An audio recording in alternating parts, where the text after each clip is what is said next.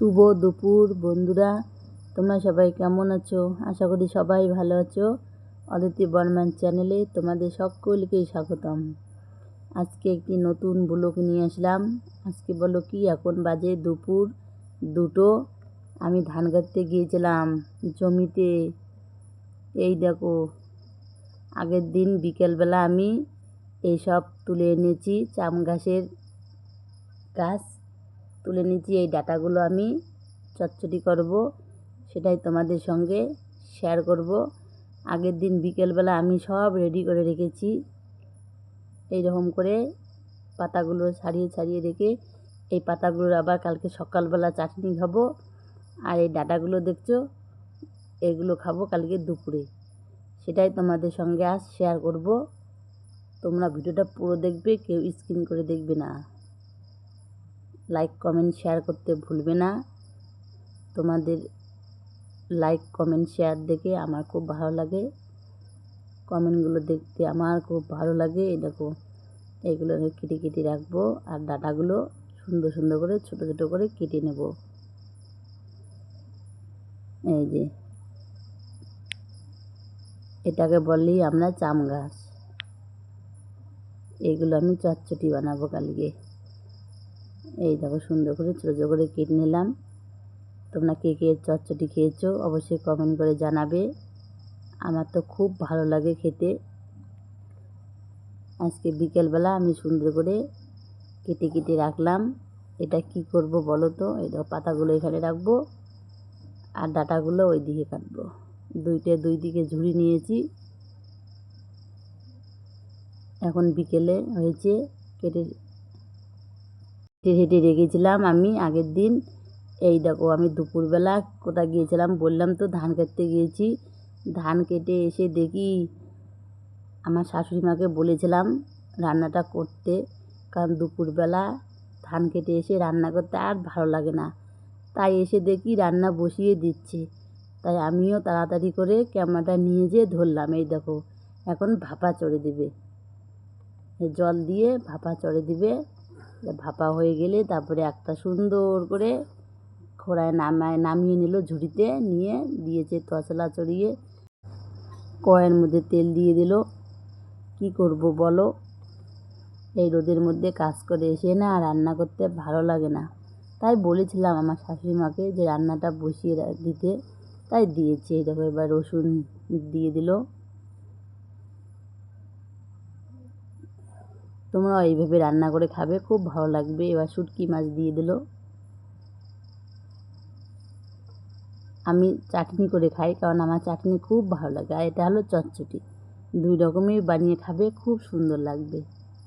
এবার ভাজা ভাজা করে নেবে এগুলো সুন্দর করে।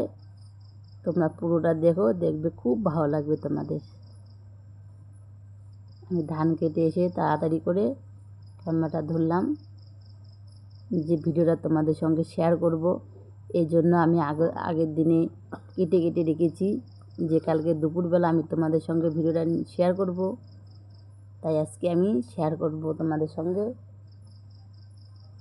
ভাজা ভাজা হয়ে গেছে। এবার যে ভাপিয়ে রেখেছিলাম চাম গাছের ডাঁড়িগুলো, এই যে সেইগুলো আমি দিয়ে দিলাম। দিয়ে কাটাকাটি করব, ভাজা ভাজা করব। এটাকে আমরা চাম ঘাস বলি, তোমরা কি বলো জানি না। কারণ আলাদা আলাদা দেশে, আলাদা আলাদা গ্রামে আলাদা আলাদা নাম থাকে। আমাদের গ্রামে তো বলে চাম ঘাস। এবার স্বাদ মতো লবণ দিয়ে দিলাম। আমি রান্নাটা করিনি, আমার শাশুড়িমা করেছে, আমি ভিডিওটা করেছি, সেটুকুই তোমাদের সঙ্গে শেয়ার করব। লবণ দিয়ে দিল, ভাজা ভাজা করে নেবে সুন্দর করে। এবার এই দেখো, লঙ্কার গুঁড়ো। আমাদের লঙ্কা ক্ষেত ছিল, সেখান থেকে লঙ্কা শুকিয়েছিলাম, সেই শুকান লঙ্কা ভেঙে এনেছি। সেই লঙ্কার গুঁড়ো দিয়ে দিল। তারপর দিয়ে দিল হলুদ, দিয়ে ভালো করে সুন্দর করে নাড়াচাড়া করে নেবে, ভাজা করে নেবে। খেতে খুব ভালো লাগে, আমার তো খুব ভালো লাগে। তোমরা এইরকম করে খাবে, খুব ভালো লাগবে। সামান্য একটু জল দিয়ে দিল। বেশি দিয়ে দেবে না, কারণ এটা সিদ্ধ করা আছে, ভাপিয়ে নেওয়া হয়েছে। এই জন্য সামান্য একটু 1 কাপ জল দিয়ে দিলাম, দিয়ে নাড়াচাড়া করে নেবে, ভালো করে ঘাঁটাঘাঁটি করে নেবে। এরা খুব ভালো রান্না করতে পারে, এরা আগেকারের লোক, এদের কাছ থেকেই তো শেখা। আমি চাটনি খেতে ভালোবাসি, চাম গাছের ডাঁটি চাটনি খেয়েছি, এই রকম রান্না কোনোদিনও করে খাইনি। এখানে এসে আমার শাশুড়ি মার কাছ থেকে শিখেছি, তারপরে করে একদিন খেয়েছি, খুব ভালো লাগে, তাই তোমাদের সঙ্গেও শেয়ার করলাম।